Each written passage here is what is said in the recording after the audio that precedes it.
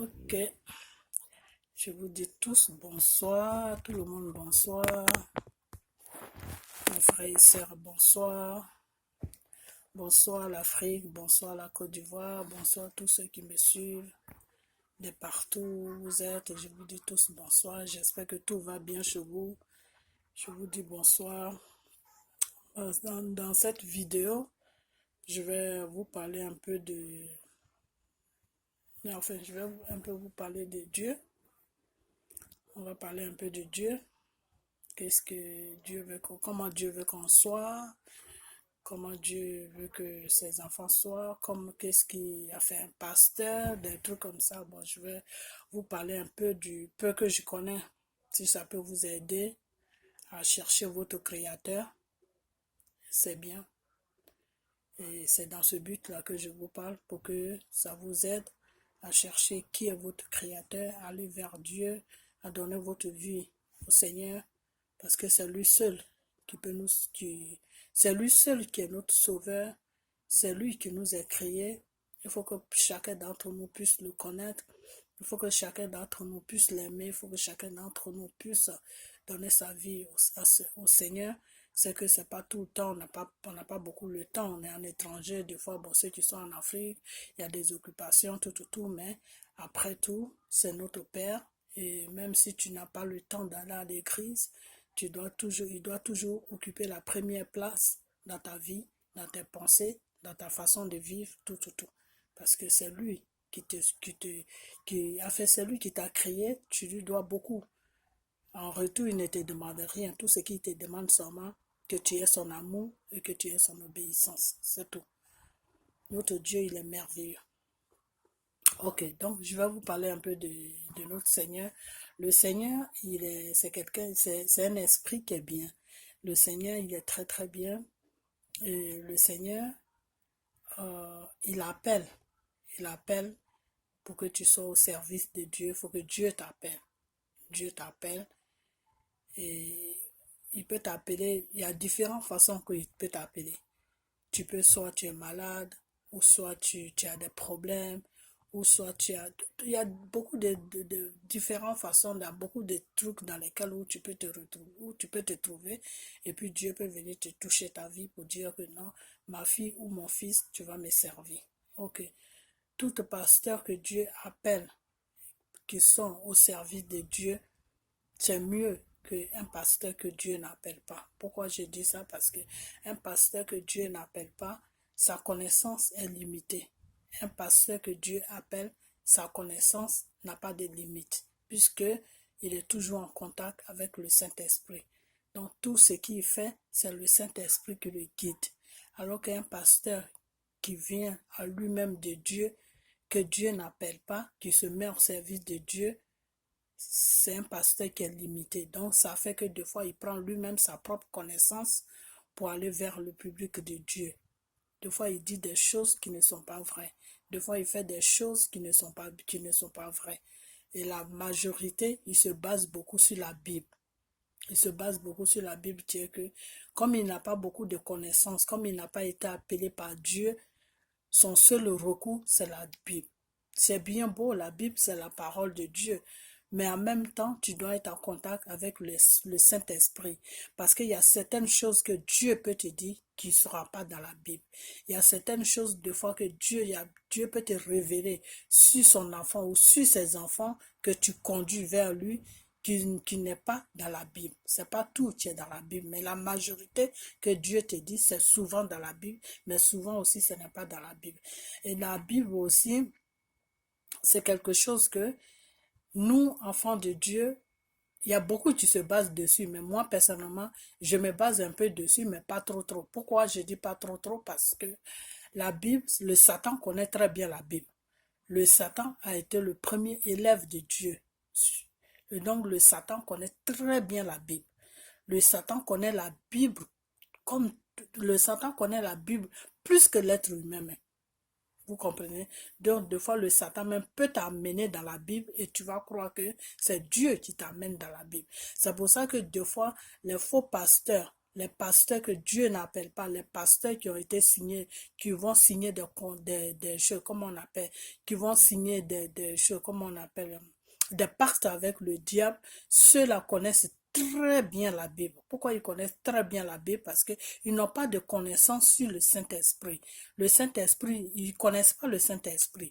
C'est le diable qui y sert. Donc, ils ne connaissent pas le Saint-Esprit. Donc, le diable leur fait comprendre toujours qu'il faut bien connaître la Bible. Donc, le diable les enseigne bien la Bible. Donc, toi, là même qui va vers toi, si tu ne connais pas vraiment Dieu, que tu n'as pas l'amour de Dieu pour savoir que si Dieu t'a pas donné aussi une connaissance pour savoir ce qui est pour lui et ce qui n'est pas pour lui, tu vas croire que celui-là même qui vient vers toi, qui se dit pasteur de Dieu, est vraiment pour Dieu. C'est comme ça qu'il y a beaucoup de personnes qui se font avoir par des faux pasteurs. Vous comprenez? Par les faux pasteurs. Parce que ceux-là qui se font avoir par les faux pasteurs, pourquoi ils se font avoir par les faux pasteurs? Parce qu'ils ne prennent pas le temps de faire la différence de ce qui est pour Dieu et de ce qui n'est pas pour Dieu. Comprenez? Parce que normalement, quand tu as l'amour de Dieu, même si Dieu ne te parle pas, mais tu as simplement l'amour de Dieu, si tu aimes vraiment ton Dieu qui t'a créé, Dieu va toujours mettre une petite connaissance à toi pour que tu puisses faire la différence de ce qui est pour lui et de ce qui n'est pas pour lui. Dieu va toujours mettre quelque chose en toi, il y a quelque chose tu vas te faire comprendre que cet homme-là qui est en train de te parler ne fait pas partie du royaume de Dieu. Vous comprenez? Dieu va toujours mettre quelque chose en toi. Et j'aimerais que vous fassiez vraiment attention à ça. Parce que Dieu c'est qui? Dieu, lui, c'est l'amour. Dieu aime beaucoup celui qui a l'amour. Quand tu as l'amour, Dieu est avec toi. Dieu, c'est quelqu'un c'est un esprit qui aime beaucoup l'amour. Et Dieu, c'est un esprit qui aime beaucoup la paix.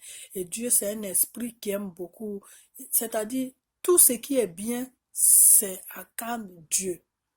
Vous comprenez? Si, par exemple, tu vas voir un pasteur qui n'a pas l'amour de ses fidèles, des fois, tu vas voir un pasteur, il demande à ses fidèles, envoyez-moi, envoyez-moi, envoyez-moi. C'est lui seul qu'on donne, c'est lui seul qu'on donne. Mais lui, en retour, il ne donne jamais aux fidèles. Ce genre de pasteur-là, il faut t'éloigner de lui. C'est pas quelqu'un qui sert Dieu, c'est quelqu'un qui sert le Satan. Parce que tout ce qui est Dieu est amour. Tout ce qui est Dieu fait est incarné de gentillesse. Comprenez? Voilà. Le pasteur, tu vas voir un pasteur, s'il a été vraiment appelé par le Saint-Esprit et qu'il sert Dieu, il sert le Saint-Esprit, ce pasteur-là, il va jamais regarder ce que toi tu donnes. Non. Il va plutôt regarder toi-même ta personne. Est-ce que tu as des problèmes? Est-ce que tu as besoin de quelque chose? Toujours, il va toujours, ses pensées vont toujours dans ce sens quand il te regarde.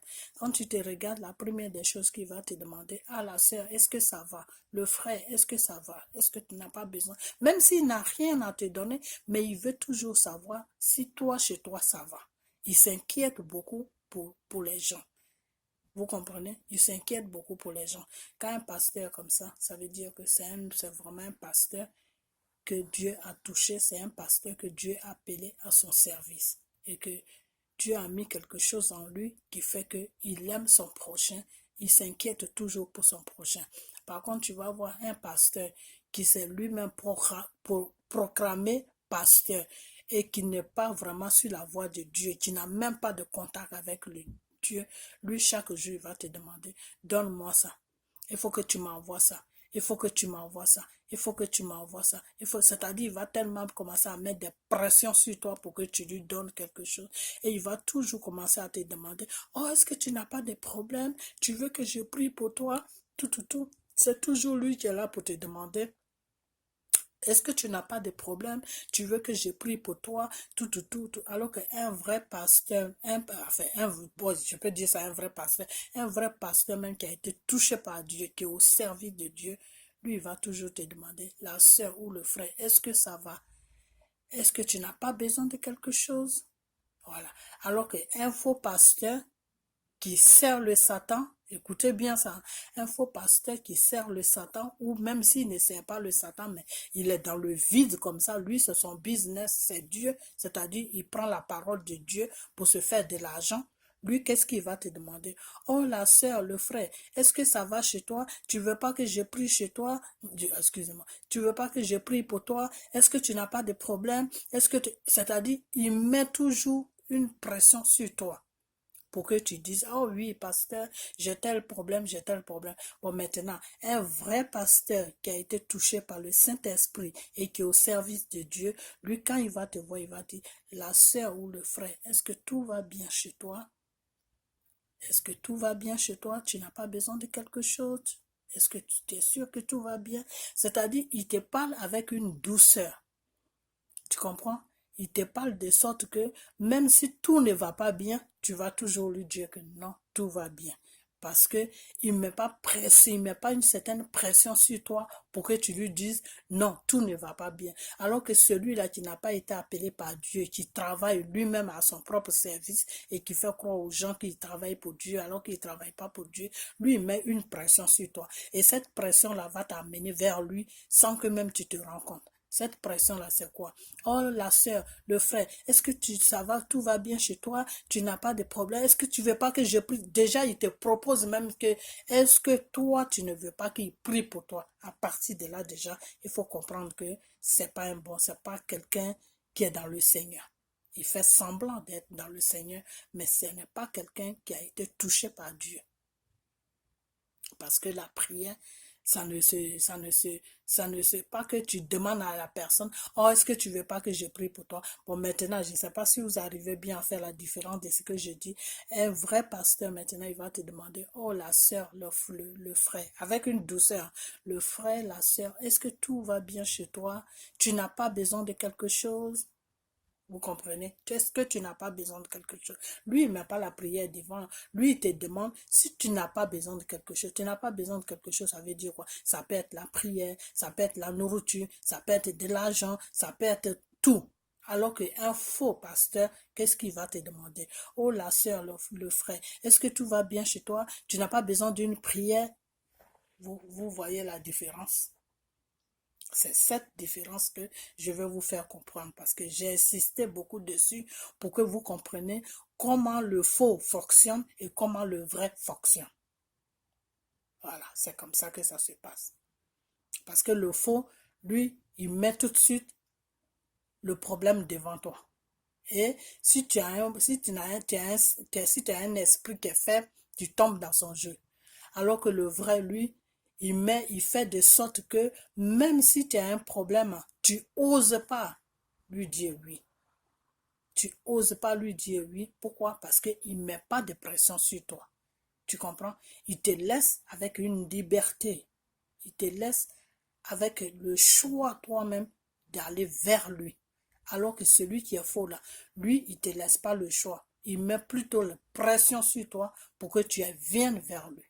C'est ça la différence. Donc, frères et sœurs, faites toujours attention à cette différence d'un faux pasteur et d'un vrai pasteur. Ok? Bon, maintenant, le problème, c'est que comment tu dois te comporter vis-à-vis de ton Dieu si tu es dans le Seigneur, mais il y a certaines choses des fois que le pasteur, parce que des fois les pasteurs, ils disent pas certaines choses pour ne pas perdre les fidèles. Ça, c'est pas bien. Un pasteur qui te dit pas la vérité tout simplement parce que il veut pas que il a peur que tu sors de son église, ça c'est pas un bon pasteur. Il faut chercher une autre église, il faut quitter là-bas parce que tu perds ton temps là-bas. Tu comprends? Je sais pas si vous comprenez ce que je vous dis. C'est-à-dire, tu es dans une église.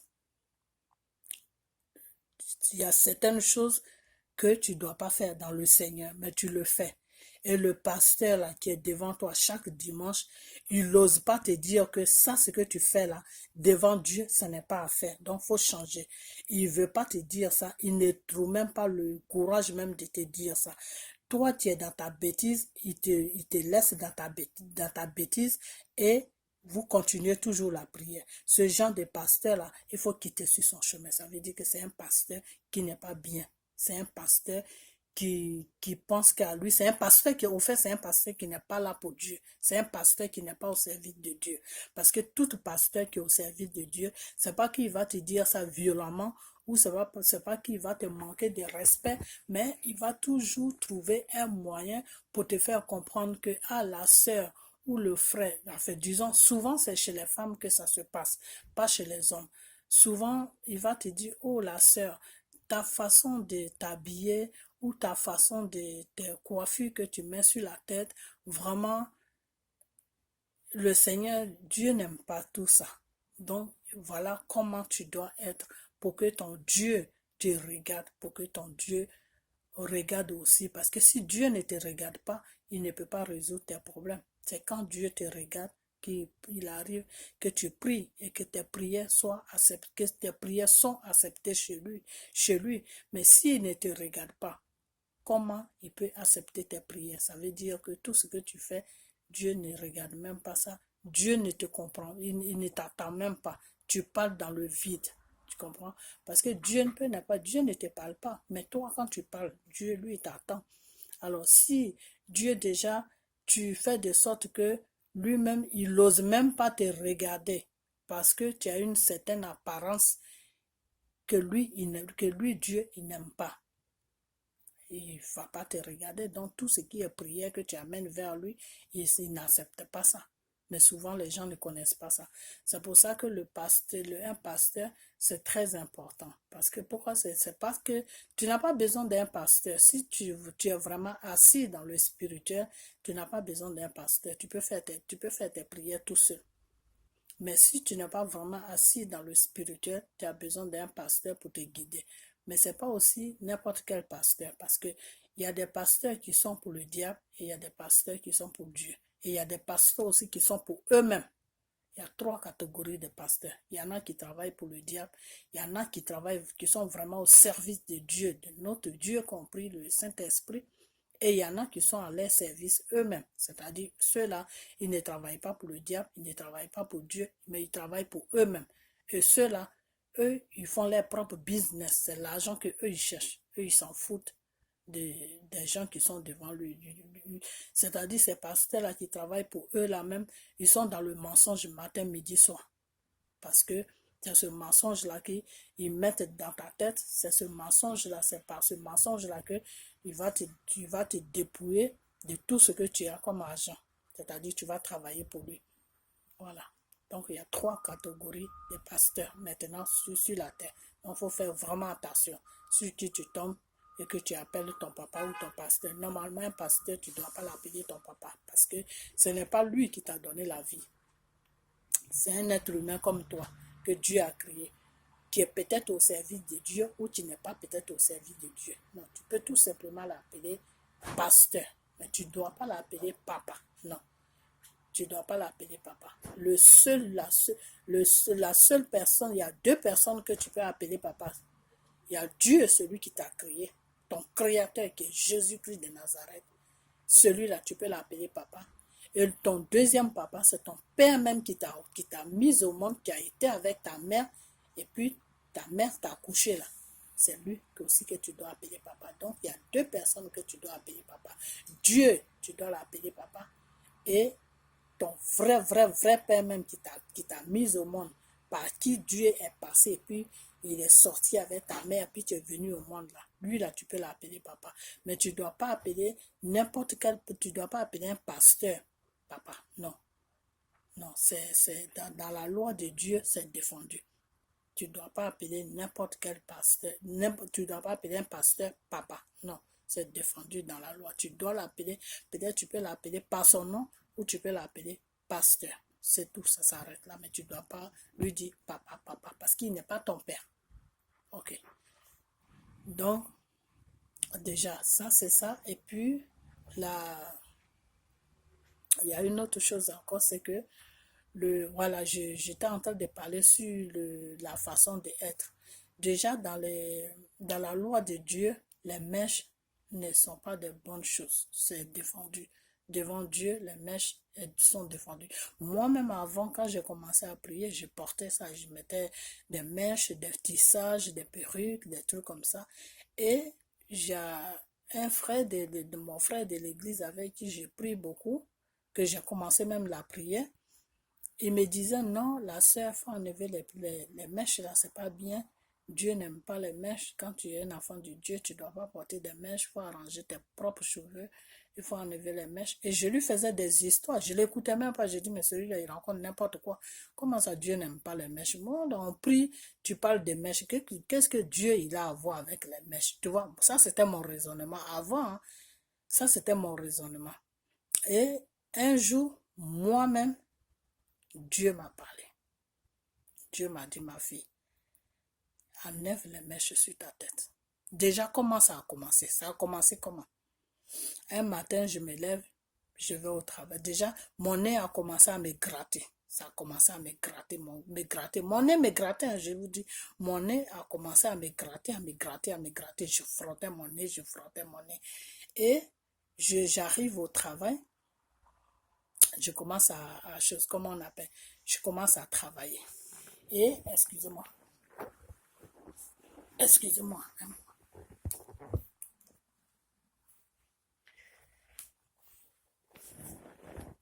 Et arrivé à un certain moment,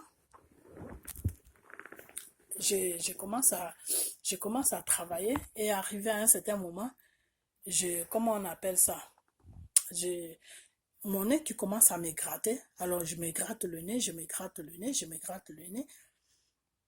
Et après ça, qu'est-ce qui se passe? Je me baisse, je vois une goutte de sang qui coule dans mon nez, qui est tombée par terre. Je dis, mais qu'est-ce que c'est ça? Deuxième goutte à quoi? J'ai dit, mais qu'est-ce que c'est ça? Donc, je suis rentrée dans la salle de bain. C'était au travail, je suis rentrée dans la salle de bain et j'ai commencé à regarder dans mon nez le sang qui coule. J'ai dit, mais qu'est-ce qui m'arrive? Donc, j'ai pris du coton et puis je me suis bouché ça dans le nez. Et ça a continué. Donc, moi, sincèrement, il faut que je sois franc avec vous. Quand il y a quelque chose qui ne va pas net, moi, je fraîchis les genoux. Excusez-moi. Excusez-moi. Je fléchis genoux et puis je prie. Donc, je fléchis genoux et puis je regardais l'heure. Et puis, je commençais à prier. Ok. Donc, je commençais à prier et d'un seul coup, j'entends la voix de Dieu qui me parle. Tu me dis, enlève les mèches sur ta tête. Alors, moi, je pensais que c'est moi-même qui étais en train de me parler. Je n'ai rien dit. Après, la même voix revient encore. Ma fille, enlève ces mèches sur ta tête. C'est des choses, des vers de terre que tu as sur la tête. Toi, c'est des mèches que tu vois, mais c'est des vers de terre qui sont sur ta tête. Et ces vers de terre-là sont en train de te creuser le cerveau, c'est en train de bouffer ton cerveau. Et c'est pour ça que le sang coule dans tes narines.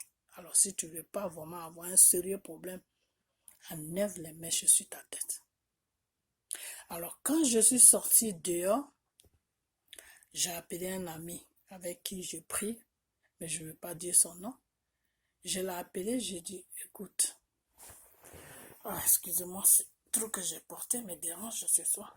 Alors, j'appelle mon ami, j'ai dit, écoute, est-ce que Dieu peut te parler que des mèches qu'on porte là, c'est des vers de terre? Et cet ami-là m'a dit, pourquoi tu me demandes, pourquoi tu me dis ça? J'ai dit, non, parce que, oh, j'ai dit non, parce que Dieu me dit que ces mèches que je porte là, que c'est des vers de terre que j'ai sur la tête, que ça me, j'ai du sang qui coule depuis ce matin, j'ai saigne du nez, et voilà ce que Dieu me dit. Et il m'a dit, ah, mais si Dieu t'a dit ça, faut enlever ça sur ta tête. C'est lui Dieu qui voit, qu'est-ce que sont les mèches. Moi, quand je te regarde, c'est des mèches que je vois. Mais peut-être que dans le spirituel, c'est pas des mèches que tu as sur la tête, c'est des vers de terre que tu as sur la tête qui est en train de te bouffer le système dans le cerveau. Donc, c'est pour ça que le sang commence à couler. Donc, enlève ça sur ta tête. Donc, quand il m'a dit ça, quand je suis rentrée chez moi, je commençais à enlever tous mes mèches et je laissais mes cheveux comme ça. Et depuis quand je laissais mes cheveux comme ça, après, le Seigneur m'a dit, c'est bien, il ne faut plus jamais toucher les mèches.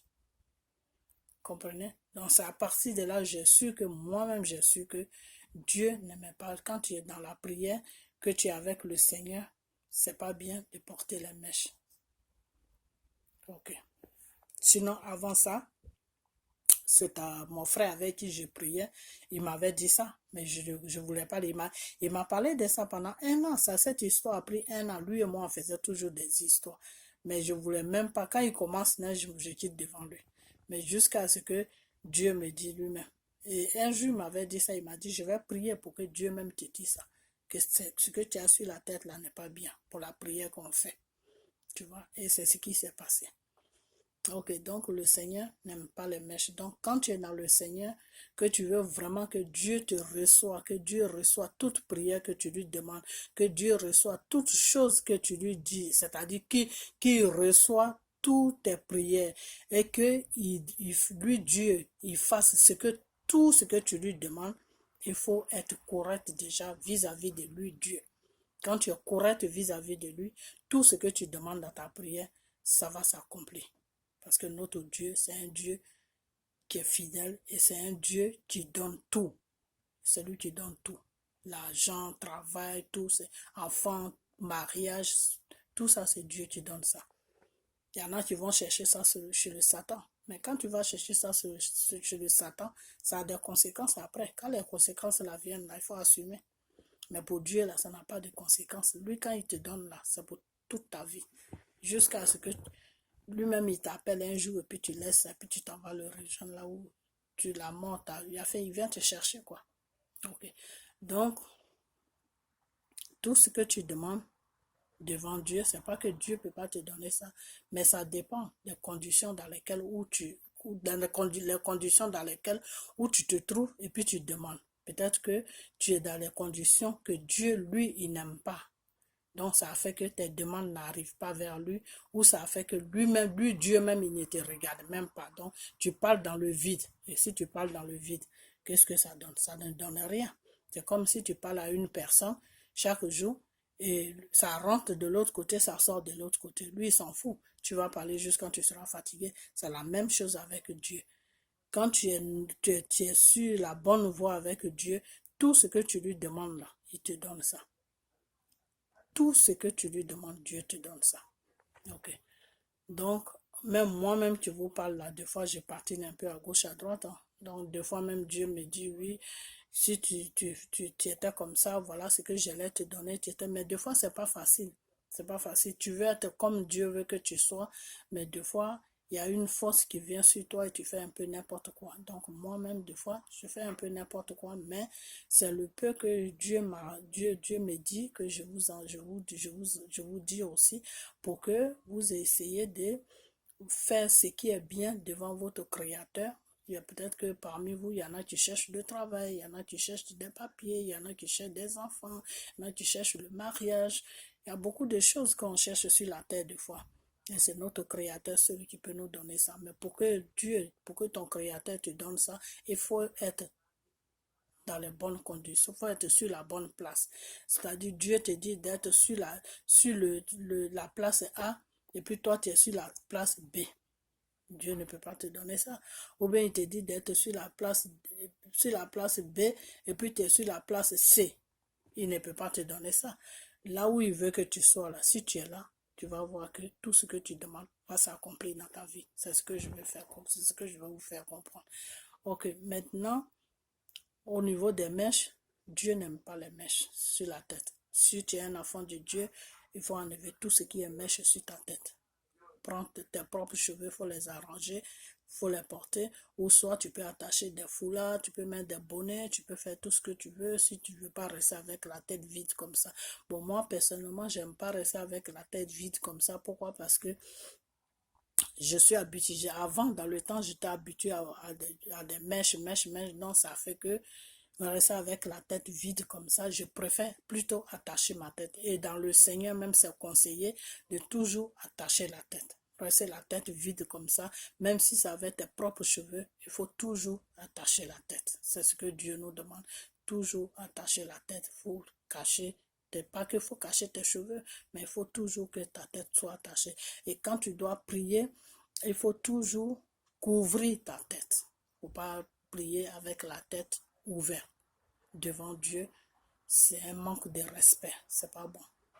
Il faut toujours prendre un pain ou un grand foulard et puis tu mets ça sur ta tête et puis tu pries. Ok, comment il faut mettre ça? Je vais vous donner soit un petit exemple. C'est pas trop compliqué. Tu prends ça comme ça, tu mets ça comme ça. Tu vois, tu mets ça comme ça. Voilà, tu peux mettre ça comme ça et puis tu pries. Comprenez? Tu peux laisser ça comme ça et puis tu pries. Voilà, soit un morceau de pain ou soit un foulard ou soit une écharpe, tu peux mettre ça comme ça et puis tu pries. Même si tu as quelque chose à attacher sur la tête, tu mets ça comme ça et puis tu pries. Ok. Donc, voilà, il faut que ça soit comme ça. Ok, excusez. Ok. Donc, il faut que ça soit comme ça. Et tu pries. À chaque fois que tu dois prier, tu dois te couvrir la tête et puis tu pries. Chaque fois que tu dois prier, tu dois te couvrir la tête et puis tu pries. Ok. Normalement, la prière dans le Seigneur, tu peux prier le matin. Il faut toujours prier le matin avant de sortir de chez toi. Il faut toujours remettre toute ta journée dans les mains du Seigneur. Quand tu te lèves le matin, tu fraîchis tes genoux, tu dis à ton Dieu, celui-là qui t'a créé, Jésus-Christ de Nazareth, tu lui dis, Père, je te confie ma journée, que tu sois au devant de mes pas, et que toute personne qui va me voit à travers toi, et que tout ce qui est mal s'éloigne de ma vie, de mon chemin, et que toi, Dieu seul, sois au contrôle de cette journée. Tu mets tout dans la main de Dieu et puis tu fais ta prière et puis tu te lèves, tu fais ce que tu as fait et puis tu sors. Quand tu rentres chez toi, tu dois... Bon, des fois, moi, il y a des fois où je fais, des fois où je fais pas, il faut être franc, quoi, parce que je vous dis ça, mais c'est les règles même à suivre. Quand tu rentres chez toi à la maison, tu t'agenouilles, tu dis Dieu, tu demandes, tu dis merci à ton Seigneur, puisqu'il t'a fait sortir le matin, il t'a fait revenir le soir chez toi, que vraiment tu lui dis merci pour la journée qu'il t'a donnée. Ok. Maintenant, le soir, avant de te coucher, tu pries, tu mets tout dans sa main. Tout ton sommeil, toute la nuit, tu mets ça dans la main de Dieu. Que tous tes ennemis qui vont venir dans le spirituel, tu les confies à Dieu.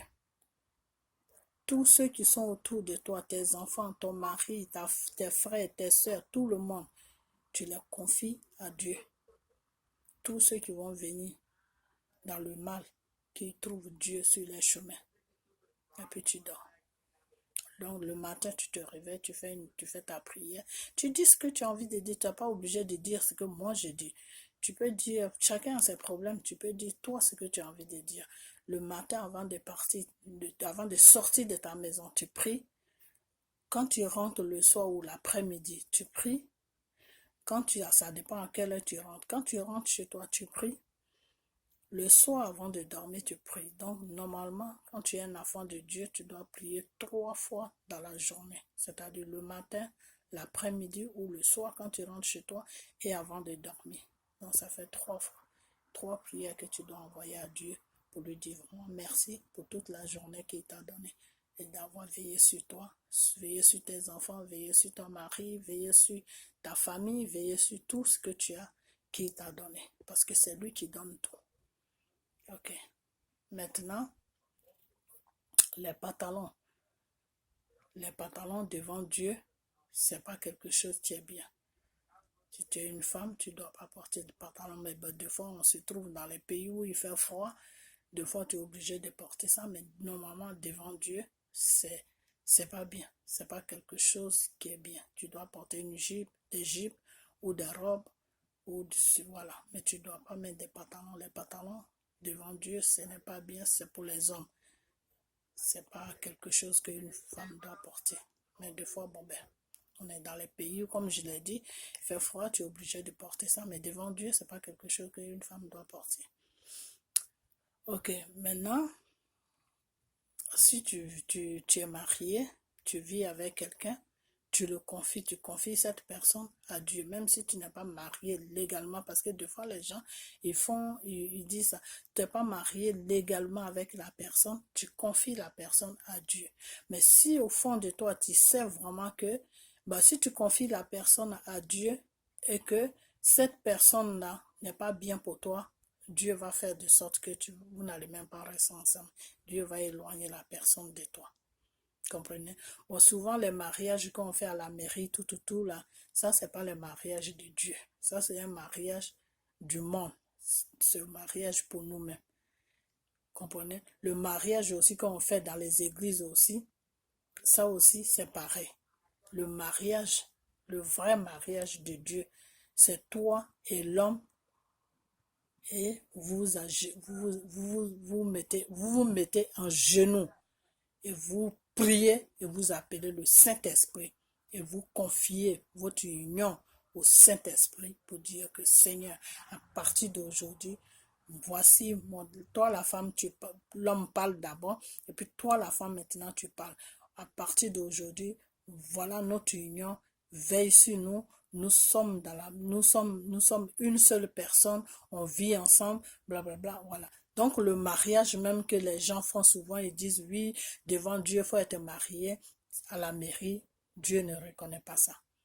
À chose comme on appelle, à l'église aussi, Dieu ne reconnaît pas ça. Parce que l'église, l'église c'est bien, mais le vrai mariage même que Dieu reconnaît là, c'est entre l'homme et la femme et Dieu. C'est ça même que le vrai mariage de Dieu. Mais ça, ce que je vous dis là, il y a beaucoup qui vont croire que je rencontre du n'importe quoi, mais c'est la vérité que je vous dis. Parce que ça, c'est Dieu qui me l'a dit. Le vrai mariage là, que Dieu est là, et puis la femme est là, et puis l'homme est là, et puis vous deux, vous parlez à Dieu que non, à partir d'aujourd'hui là, nous deux, nous sommes dans cette maison. Aujourd'hui là, nous sommes mariés. Donc toi Dieu, on te confie notre union. Ça, c'est le vrai mariage même qui est considéré devant Dieu. Ça, c'est le vrai mariage. Le vrai mariage même, c'est ça. Mais souvent, les gens ne savent pas ça. Ok. Sinon, le vrai mariage même, c'est le mariage que nos arrière-parents, nos arrière-parents faisaient dans les villages là. Il n'y a pas de témoins, il n'y a rien. Tu vois ta grand-mère avec ton grand-père, ils se marient devant Dieu là. Ça, c'est le vrai mariage même. Ça, là, Dieu a la main sur ce mariage-là. C'est pour ça, avant, nos parents d'avant, avant, nos grands-pères, nos grands-mères d'avant, là, restaient avec leurs maris jusqu'à ce que la mort les sépare. Mais c'est nos mariages maintenant, là, on va à la mairie, tout, on vient à la maison, on se lance des casseroles. Ça, c'est le mariage de Satan. C'est pour ça que ça ne dure pas. Mais quand tu vas dire ça, des gens vont dire non, c'est faux. Mais le vrai mariage, même dans le Seigneur, là, c'est ce que nos arrière-parents, là, la façon qu'ils se mariaient. Le monsieur, il met son kita ou je ne sais quoi, et puis il s'assoit avec sa femme. Il parle, et puis la femme parle, et puis les deux se tiennent la main. Puis ils disent à partir d'aujourd'hui, là, on est mariés. Puis c'est fini, ils commencent à faire les enfants. Tous ces gens qui se sont mariés comme ça, ils sont restés ensemble jusqu'à ce que Dieu les appelle. Dieu prend l'homme, après la femme part, et puis c'est fini. Mais c'est nos mariages d'aujourd'hui, là. On va à la mairie, on invite 1000 personnes, on invite je sais pas combien de personnes, blablabla, on fait du cinéma. Ça, c'est des mariages de Satan, ça ne dure pas. À peine vous sortez de la mairie, vous vous lancez des casseroles. Donc le vrai mariage, même s'il y a quelqu'un qui veut se marier, le vrai mariage même devant le Seigneur, là, tu prends l'homme avec qui tu veux te marier. Toi-même, vous êtes dans la maison et puis vous confiez votre union à Dieu. Vous allez voir, ce mariage-là va durer plus que si vous vous levez, vous partez à la mairie ou bien vous partez à l'église devant plein d'hommes et puis vous dites vous êtes mariés. Ce mariage ne dure pas. Mais le vrai mariage même, tu prends ta femme, vous restez dans votre maison et vous vous lavez le matin, bien habillé, peut-être un dimanche matin comme ça, vous êtes bien habillé, puis vous tenez la main, vous priez d'abord et vous dites maintenant à Dieu, à partir d'aujourd'hui, Seigneur, on est marié devant toi, que ce soit toi qui sois notre témoin. Tout ce qui va se passer dans notre foyer là, que ce soit toi qui sois au contrôle de tout. À partir d'aujourd'hui, devant toi, notre Dieu, on est marié. Que ce soit toi comment on appelle ça, qui dirige notre union. C'est fini. Et puis vous lâchez et puis vous partez.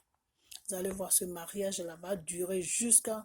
C'est Dieu même qui va vous séparer. Quand le temps de ton mari va arriver, Dieu va l'amener.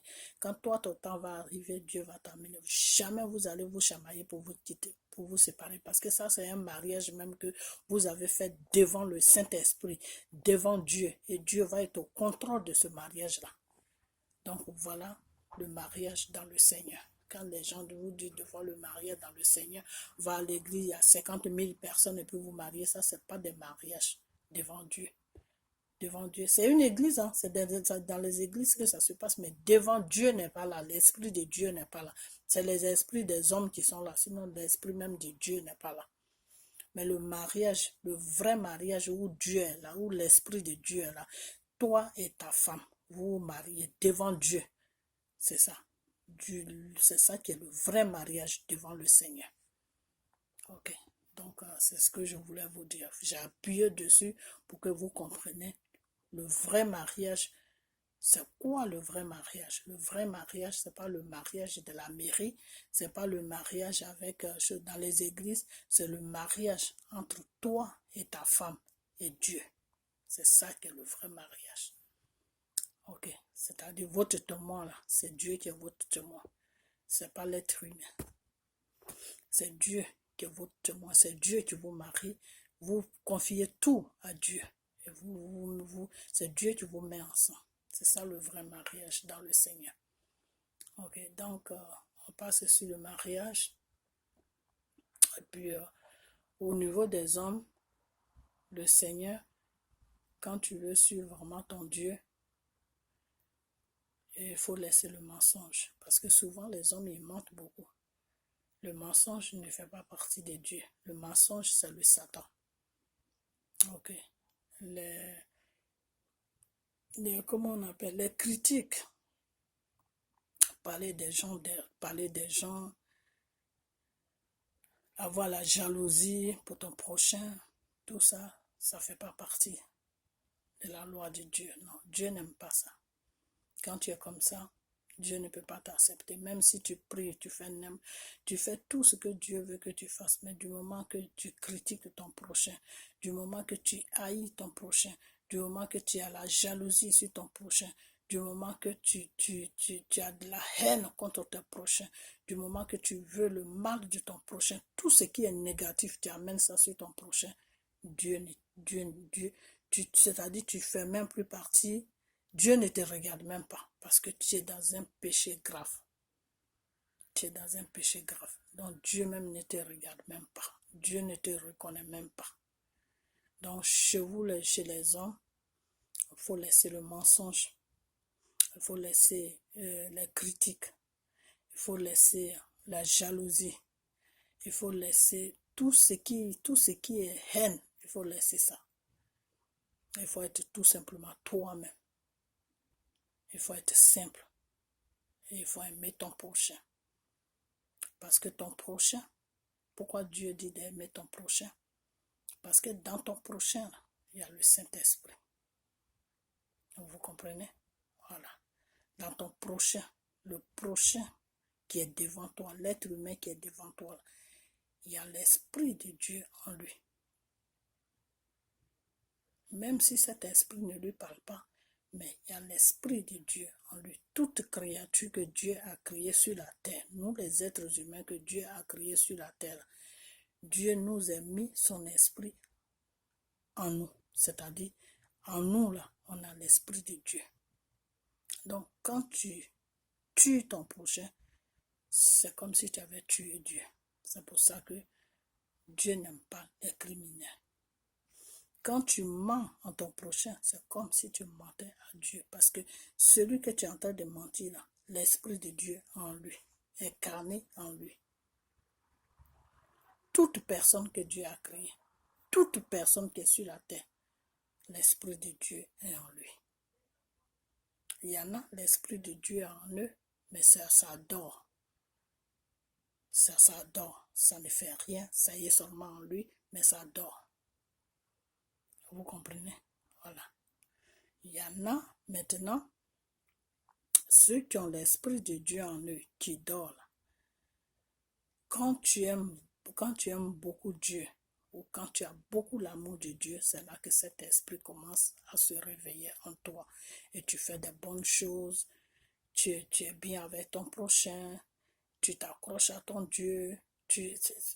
Enfin, je ne sais pas comment vous expliquer ça, c'est un peu mystique. Vous comprenez? Voilà.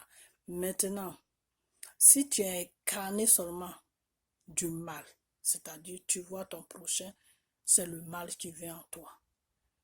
Tu vois choses comme on appelle, tout ce que tu vois, c'est le mal. Tu vois ton prochain, c'est le mal. Tu vois, c'est des crimes que tu fais, c'est du mal que tu fais, c'est ceci, c'est celui que tu c'est cela que tu fais.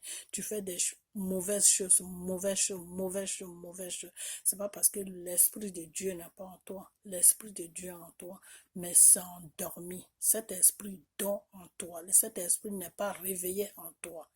Comprenez? Donc maintenant, le Satan, lui, vient maintenant et il t'amène un autre esprit. Et quand le Satan t'amène cet esprit-là, au lieu que l'esprit de Dieu se bat avec l'esprit que le Satan t'a amené, l'esprit de Dieu qui est en toi est endormi. Donc quand c'est endormi, c'est l'esprit du mal que le Satan t'envoie là. C'est ça qui prend le dessus sur ta vie maintenant. Et ça commence maintenant à te faire n'importe quoi, à t'amener dans les crimes, à t'amener dans le mensonge, à t'amener dans choses comme tout ce qui est mauvais, tout ce qui n'est pas bien devant Dieu. Comprenez? Tout ce qui est dangereux, tout ce qui même n'est même pas du tout bien. C'est-à-dire, tu fais des choses, des fois même les gens se demandent si tu es normal. Ça, c'est un esprit qui est en toi. Ça veut dire que l'esprit de Dieu qui est en toi est s'est endormi.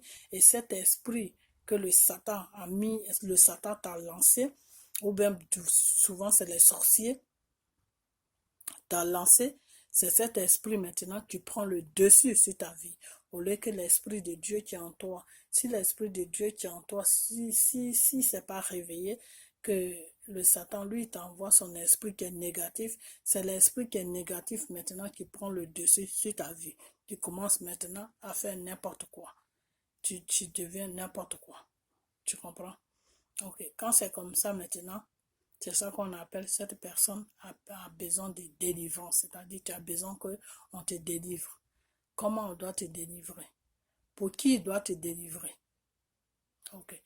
La personne qui doit te délivrer, c'est Dieu qui doit te délivrer de l'esprit de mal qui est en toi. Et comment Dieu va te délivrer? Quand Dieu va te toucher, il va réveiller son esprit qui est en toi. Et c'est son esprit qui est en toi maintenant qui va faire de sorte que l'esprit de mal qui est venu sur toi va prendre la fuite, va partir. Mais ce n'est pas Dieu lui-même qui va descendre devant toi. Dieu va toujours passer par un pasteur qui est à son service.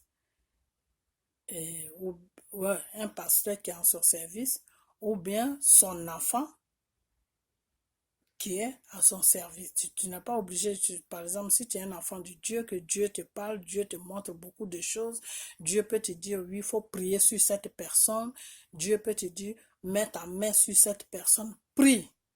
Et toi, tu vas mettre ta main sur la personne et puis tu vas commencer à prier. Quand tu vas commencer à prier, ce n'est pas toi qui va délivrer la personne.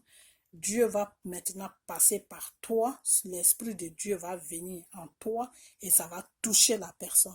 Donc la main, toi ta main qui est sur la personne là, ta main là ne fait rien, mais Dieu maintenant passe à travers ta main là et puis Dieu touche la personne. Donc la personne même que tu touches là, lui c'est ta main qui sent, mais c'est la puissance de Dieu qui vient sur ta main et ça touche maintenant la personne. Et une fois que la puissance de Dieu touche la personne, l'esprit de Dieu qui est en la personne se réveille. Et quand l'esprit là se réveille, ça dégage maintenant le mauvais esprit qui est en train d'empoisonner la vie de la personne. Et le mauvais esprit là, ça va maintenant. C'est pour ça que quand le Satan voit Dieu, il prend la fuite. Peut-être que le Satan, c'est qui est Dieu. Tu vas voir un homme qui est satanique là. C'est-à-dire tu vas voir quelqu'un qui sert le Satan ou qui a signé comment on appelle ça, le pacte avec le Satan. Et tu vas voir un enfant de Dieu vraiment qui a le Saint-Esprit en lui. Quand il va arriver là où se trouve le Satan, là, tu vas voir celui qui a l'esprit satanique là, il va prendre la fuite, il va partir. Il va être gêné. C'est-à-dire là où il y a l'esprit de Dieu là, le Satan ne peut pas rester là 5 minutes. Non. Il est gêné, il s'en va. Il est gêné. C'est quelque chose qui est automatique. Il est gêné, il s'en va. Comprenez? Voilà. Donc, c'est pour ça que des fois, les faux pasteurs, là, qui se disent pasteurs, qui vont signer qui vont signer le pacte avec le diable des fois, quand dans leur église, il y a des gens qui viennent dans leur église, et ceux-là, ils sont vraiment des enfants de Dieu, ils ont le Saint-Esprit à eux, ils ne peuvent pas s'attendre avec le pasteur. C'est toujours avec le pasteur. Parce que l'esprit qui est en lui, là, c'est l'esprit de Dieu. Et le pasteur, lui, l'esprit qui est en lui, c'est l'esprit du diable. Donc, les deux esprits se voient, mais les deux personnes ne savent pas ce qui se passe, mais les deux esprits, l'esprit qui est dans le pasteur qui est diable et l'esprit qui est dans l'enfant de Dieu là, qui est le Saint-Esprit, les deux esprits se voient, donc les deux esprits se battent chaque jour, donc ça fait que le pasteur et la personne deviennent chien et chat. Et jusqu'à même, des fois même, le pasteur peut dire à la personne, je ne veux plus te voir dans mon église, je ne veux plus que tu viennes dans mon église. Quand le pasteur, il arrive là, ça veut dire que il ne peut plus supporter l'Esprit de Dieu, c'est-à-dire l'Esprit de Dieu le dérange. Donc, il faut qu'il fasse partie l'enfant de Dieu. Comprenez? Ou bien c'est lui-même qui prend la fuite. Si l'esprit de Satan qui a en lui n'est pas vraiment, s'il n'arrive pas à maîtriser ça, voilà, c'est ça. S'il n'arrive pas à maîtriser ça, c'est lui-même qui prend la fuite. Il s'en va. Il dit que lui, il ne veut plus prêcher là parce que il ne se sent plus bien. Il trouve une excuse et puis il abandonne l'église et puis il s'en va. Comprenez? Si Dieu vraiment veut le faire déraciner, si Dieu vraiment veut le faire partir de cette église, parce qu'il y a ces enfants qui sont dans l'église et que lui, Dieu, il a besoin de ces enfants-là pour que l'âme de ces enfants-là, c'est pour que pour que ces enfants-là aillent vers lui, Dieu. Pour que je ne sais pas comment vous expliquer ça. C'est-à-dire, si Dieu il a vraiment besoin de ses enfants qui sont dans cette église-là, il veut vraiment que les âmes de ces enfants-là aillent vers lui, Dieu, et qu'il voit que le pasteur qui est devant lui a signé un pacte avec le diable, que ce n'est pas quelqu'un qui est lui dans sa parole. Il amène son enfant dans l'église, et son enfant là qui est dans l'église là, Dieu, lui, il amène son enfant qui est dans l'église. Enfin, il amène son enfant dans l'église.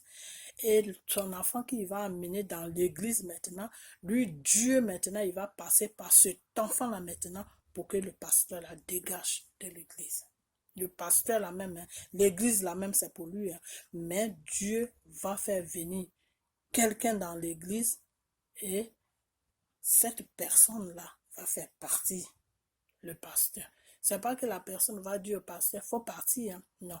Mais l'esprit de Dieu qui est en la personne là, va faire de sorte que le pasteur même va fuir son église, il va partir. C'est comme ça. Mais si les gens qui sont dans l'église là, si Dieu ne peut rien faire pour eux et que eux-mêmes ils sont dans un système où Dieu lui-même il voit qu'il ne peut rien faire pour eux, que tous ces gens-là appartiennent à Satan, ils sont arrivés à un niveau où Dieu lui-même il ne peut plus rien faire pour eux parce que eux-mêmes ils ont choisi de servir le Satan. L'enfant de Dieu qui est venu dans l'église là, c'est lui qui va partir. Ou bien c'est elle qui va partir pour les laisser là parce que sa place n'est pas au milieu d'eux. Donc, elle-même, elle va partir, c'est-à-dire, toute l'église ne vont pas se sentir à l'aise avec elle ou à l'aise avec lui. Et lui, un matin, il va partir aller chercher une bonne église où il y a l'Esprit de Dieu. Ok, maintenant au niveau des églises, c'est pas dans toutes les églises qu'il faut aller prier. Il y a des églises où tu peux aller prier, il y a le Saint-Esprit. Il y a des églises aussi, il n'y a pas le Saint-Esprit. L'église est vide, ou c'est le Satan même qui est là-bas. Et quand tu rentres là-bas, que c'est le Satan même qui est là-bas, quand tu rentres là-bas, quand ton esprit n'est pas fort, tu rentres dans le système de Satan. Et tu prends un esprit satanique. Et c'est cet esprit-là qui te guide maintenant. Tu commences à faire des choses que tu ne faisais pas avant. Comprenez? Et si tu tombes sur une personne qui est chose comme on appelle, qui a l'esprit de Dieu en lui, que une personne qui est vraiment au service de Dieu, soit un pasteur ou soit un enfant de Dieu, lui, Dieu va lui montrer l'esprit qui est en toi. Et Dieu va lui dire quelle prière il doit faire pour toi, pour que cet esprit-là sorte en toi. Voilà, donc c'est comme ça, donc c'est un peu compliqué. Bon, chaque jour, je pense que chaque jour, mais de temps en temps, si j'ai le temps, je vais vous expliquer bien, parce que je ne sais pas si j'ai bien expliqué. Bon, c'est des choses, des fois, des choses de Dieu, des fois, tu ne peux pas vraiment expliquer, parce que c'est quelque chose qui, ça s'explique, mais pour que les gens auxquels tu expliques ça, pour qu'ils arrivent à comprendre, il faut qu'ils soient au même niveau que toi. Parce que s'ils ne sont pas au même niveau de spirituel que toi, ils n'arrivent pas trop à comprendre ce que tu expliques. Donc, des fois, ça fait que quand tu expliques comme ça, tu ne peux pas vraiment aller en profondeur parce que tu te demandes, est-ce que tout ce que j'explique là, est-ce qu'ils vont comprendre réellement ce que je veux dire? Donc, ça fait que, bon, des fois, quand tu expliques aussi, je ne veux pas mettre beaucoup de temps, peut-être 20 minutes, 30 minutes, et puis bon, pas chaque jour, mais quand j'ai le temps, je vais toujours continuer à expliquer. Il y a certaines choses que je n'ai pas dit, je vais dire, ou il y a certaines choses que j'ai dit, je vais toujours répéter, en répétant toujours, ou bien il y a certaines choses que je n'ai pas dit, je vais dire, et puis avec le temps, peut-être que Dieu va vous toucher, et puis vous allez comprendre ce que j'ai dit, ou Dieu va vous toucher, et puis vous allez commencer à le chercher. En le cherchant, vous allez comprendre de quoi je parle.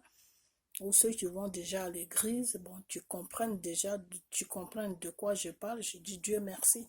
Pour ceux qui ne comprennent pas aussi, je dis Dieu merci parce que je sais que Dieu va les toucher et ils vont comprendre de quoi je parle. Voilà, donc c'est comme ça. Et comment on appelle? Mais la seule chose que je peux vous dire, c'est que pour prier Dieu, vous n'êtes pas obligé d'aller à l'église. Parce qu'en ce moment, il y a plus de faux pasteurs que de vrais pasteurs. Ça, il faut que je sois franc avec vous. Il y a plus de faux pasteurs que de vrais pasteurs.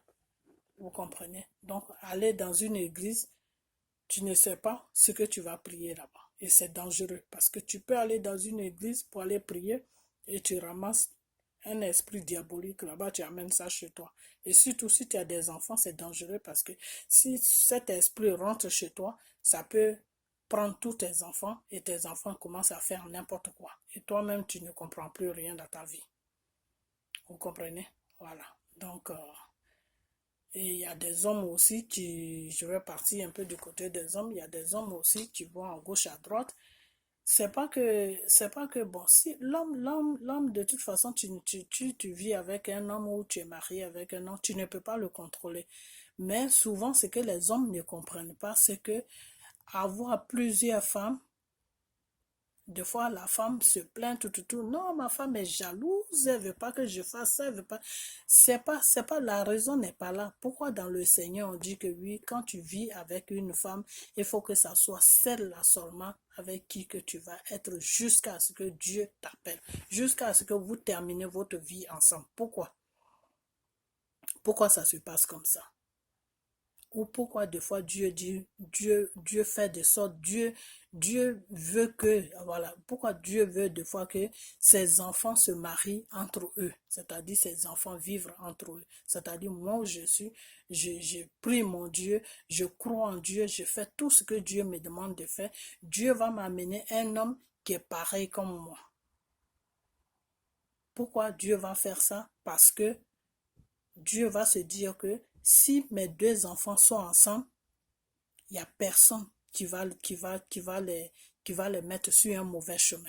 C'est-à-dire, si par exemple, moi je crois en mon Dieu, je fais tout ce que Dieu me demande de faire, il m'amène un mari qui est pareil comme moi, lui et moi, on va très bien s'attendre. Parce que quand l'heure de la prière va arriver, il va me dire, bien-aimé, viens, on va prier. Quand il y a quelque chose qui ne va pas, il va me dire, on s'agenouille, on prie. Quand il y a tout ce qui ne va pas, on va toujours partir sur le même chemin. Tu comprends? S'il sort dehors, il ne va pas me tromper. Moi aussi, si je sors dehors, je ne vais pas le tromper. Tu comprends? Donc, nous deux, on a le même esprit. Tu comprends? Donc, il n'y aura jamais de problème dans notre maison. Il n'y aura jamais de problème. Il y aura toujours des petits problèmes dans notre vie, mais on pourra gérer ces problèmes-là facilement, sans problème. Tu vois, il n'y a pas un problème qui va venir dans notre vie et qui va nous dépasser. Et il n'y a pas un problème qui va venir qu'on ne pourra pas résoudre. Tu comprends? Par contre, si moi, je crois en mon Dieu, je suis dans la prière, et puis je vais dehors, et puis je ramasse un homme, ou bien un homme me tombe dessus, qui ne prie pas, qui ne connaît pas Dieu, qui ne sait même pas qui s'appelle Dieu, je m'expose devant un grand danger. Pourquoi je m'expose? Parce que celui-là sur qui je suis tombé là, ça peut être le diable même. Celui-là sur qui je peux tomber là, peut-être qu'il a un esprit diabolique en lui que moi, je ne sais pas, puis je tombe sur lui. Maintenant, je l'amène chez moi, ou bien il vient chez moi, ou bien on vit ensemble. Et puis voilà, tous les problèmes, toutes sortes de problèmes qui viennent dans ma vie chaque jour. Toutes sortes de problèmes qui viennent dans ma vie chaque jour. Moi-même, je n'arrive même plus à gérer les problèmes, tellement que ça, chaque jour, ça tombe seulement. Tu vois. Donc, c'est pour ça souvent que je prends mon exemple. Je ne dis pas que c'est ça, mais je prends l'exemple sur moi pour que vous compreniez mieux, parce que je ne veux pas prendre l'exemple sur quelqu'un. C'est pour que vous compreniez mieux que c'est comme ça que ça se passe dans le Seigneur. Quand tu es dans le Seigneur, tu es obligé de prendre quelqu'un qui est dans le Seigneur. Quand tu es dans le Seigneur, tu peux pas aller, tu peux prendre quelqu'un qui n'est pas dans le Seigneur, mais arrange-toi à ce que il rentre dans le Seigneur. Si tu vois qu'il ne peut pas rentrer dans le Seigneur, il faut le laisser partir.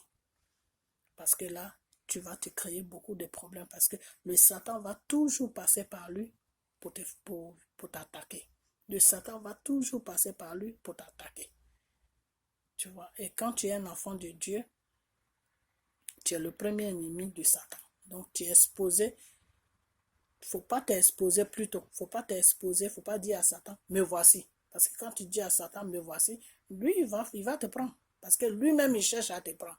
Et maintenant, si toi-même, tu lui donnes l'occasion, lui, il te prend. C'est pour ça que Dieu veut toujours que ses enfants soient ensemble. C'est pour ça que quand tu as un mari, que tu fais de la jalousie parce qu'il va dehors, parce qu'il fait ceci, parce qu'il fait cela, c'est pas parce que tu lui prives de, je sais pas si c'est comme ça se dit, avec l'anglais, avec le français, tout est mélangé à un bêté. Tu sais pas que tu lui prives de sa liberté. Non, ce n'est pas ça. Mais c'est parce que c'est un peu dangereux. Quand tu es avec un homme, il va à gauche, à droite. C'est dangereux pour toi-même et puis c'est dangereux pour lui. Vous comprenez? C'est dangereux pour toi et puis c'est dangereux pour lui. Parce que la femme, toute personne a un esprit. Il y a des gens qui ont des mauvais esprits, mais toute personne que Dieu a créée, c'est-à-dire Dieu a créé l'homme à son image. Donc, si Dieu a créé l'homme à son image, ça veut dire que l'Esprit de Dieu est en toi. Mais maintenant, il est en toi. Qu'est-ce qu'il fait en toi? Qu'est-ce que tu fais de lui? Comment on peut dire ça? Quelle chance tu lui donnes de te guider? Si tu lui donnes pas de chance de te guider, lui, il te guidera pas. C'est pour ça que notre Dieu, c'est pas un Dieu qui force. C'est un Dieu qui ne force rien. Si tu veux partir vers lui, il a les bras ouverts. Il te prend parce que tu es son enfant. Il va te guider. Mais si tu le rejettes, il te regarde. Dieu ne force pas. Si tu vois un pasteur qui est là tout le temps derrière toi, qui te force, soit il a été envoyé par le Saint-Esprit parce que le Saint-Esprit veut vraiment t'utiliser pour quelque chose. Donc, il pousse le pasteur à t'embêter pour que tu puisses le regarder. Soit c'est ça, ou soit si tu vois un pasteur qui te pousse, c'est aussi autre chose. Ça ne peut pas être seulement pour Dieu. Ok, donc, si tu as un mari, admettons tu as un mari, et ton mari, il va à gauche, il va à droite, je veux parler des femmes, il va coucher avec des femmes à gauche, à droite, c'est un danger pour lui-même et puis pour toi. Parce qu'à gauche, à droite, où il parle, il peut aller ramasser un esprit là-bas et puis il amène ça dans la maison. Et maintenant, c'est cet esprit maintenant qui vous contrôle dans la maison. Parce que la femme avec qui il a été là, lui, il ne sait pas où cette femme va. Peut-être que cette femme a plusieurs personnes qu'elle couche avec. Et quand c'est... Je ne veux pas trop rentrer dans ce débat, dans ce contexte-là. La deuxième vidéo, je vais vraiment rentrer là-dedans pour que vous compreniez pourquoi c'est pas bien quand tu es avec une femme, ou même quand tu n'es pas avec une femme, même quand tu es célibataire, pourquoi c'est pas bien d'aller à gauche, à droite. Vous comprenez? Parce que aller à gauche, à droite, c'est bien beau. Pour l'homme, c'est bien. Parce que les hommes, ils aiment ça. Mais c'est dangereux pour vous, les hommes. Et c'est dangereux aussi quand tu vis avec une femme. Parce que de gauche à droite où tu vas là, tu peux ramasser un esprit là. La femme avec qui tu vas dehors là, tu ne connais pas son esprit. Elle peut avoir un bon esprit, elle peut avoir aussi un mauvais esprit. Et souvent aussi, souvent aussi les hommes, ils rencontrent ça. Excusez-moi. Les hommes souvent rencontrent ce genre de problèmes.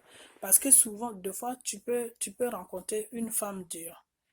Excusez-moi, hein, tu couches avec elle. Et tu as un bon travail. 2 jours, 3 jours, tu vois que ton travail commence à se gâter. Ton patron, ce qu'il ne te disait pas, commence à te dire ça. Ou bien tu as un renvoi comme ça. D'un seul coup, tu as un renvoi. Ou tu occupes un bon poste dans un gouvernement. Boum, un matin comme ça, on t'appelle, on te dit non, tu as perdu ton travail. Ou bien on ne veut plus de toi. Enfin, au rêve, il y a beaucoup de choses qui se passent comme ça. Et maintenant, qu'est-ce que tu... Ah, j'ai perdu mon travail, j'ai fait ceci. Mais tu ne penses pas là où tu as été. Peut-être c'est là où tu as été que tu as enlevé ton malheur. Donc, je ne veux pas trop rentrer là-dedans. Je vais prendre le temps d'étudier sur ça, vraiment prier, étudier sur ça, savoir comment je dois vous parler sur ça. Et puis, je vais amener ça. Je vais faire une vidéo pour ça. Mais c'est pas bien quand tu es avec une femme d'aller à gauche, à droite. C'est pas bien. Toi-même, ça peut te créer des problèmes. Ça peut créer des problèmes avec la personne avec qui tu vis. Et ça peut amener des problèmes aussi dans ton foyer ou bien dans ta vie. Vous comprenez? Voilà. Donc, souvent, c'est comme chez la femme aussi. Une femme qui est mariée ou tu vis avec, tu es marié et puis tu vas à gauche, à droite, c'est pas bien. L'homme aussi, tu es marié, tu vas à gauche, à droite, c'est pas bien. Les deux côtés, c'est pas bien parce que vous pouvez amener quelque chose dans votre maison ou bien si tu n'es même pas marié, tu peux amener quelque chose dans ta vie. Soit tu avais un bon travail, tu peux perdre ton travail. Ou soit tu peux même toi-même perdre ta vie parce que ça dépend avec qui tu as été. Si tu as été avec une personne qui a un esprit de mort sur elle, dès que tu finis d'avoir des rapports sexuels avec cette personne-là, les jours qui suivent, tu meurs. Parce que la personne, Satan l'a programmé Satan a mis un esprit de mort sur la personne, soit si c'est un homme ou soit si c'est une femme. Et toi, tu vas maintenant te coucher avec cette personne-là. Qu'est-ce qui se passe? Cette personne-là prend toi ton esprit. Parce que Satan, lui, il a besoin des esprits. Donc, cette personne prend ton esprit et puis cette personne te donne l'esprit de mort. Et cet esprit de mort que la personne va te donner là, tu rentres chez toi à la maison, quelque temps après, tu tombes malade et puis tu meurs. Ou bien tu fais un accident. Donc, il y a beaucoup de choses qui se passent sur cette terre. C'est-à-dire, si tu n'es pas dans le Seigneur, tu ne peux pas comprendre ce monde qu'on vit. Tu ne peux pas comprendre le danger qui est sur la terre où on vit. Mais il faut être vraiment dans le Seigneur. Quand tu es dans le Seigneur et puis Dieu te parle, Dieu te dit certaines choses.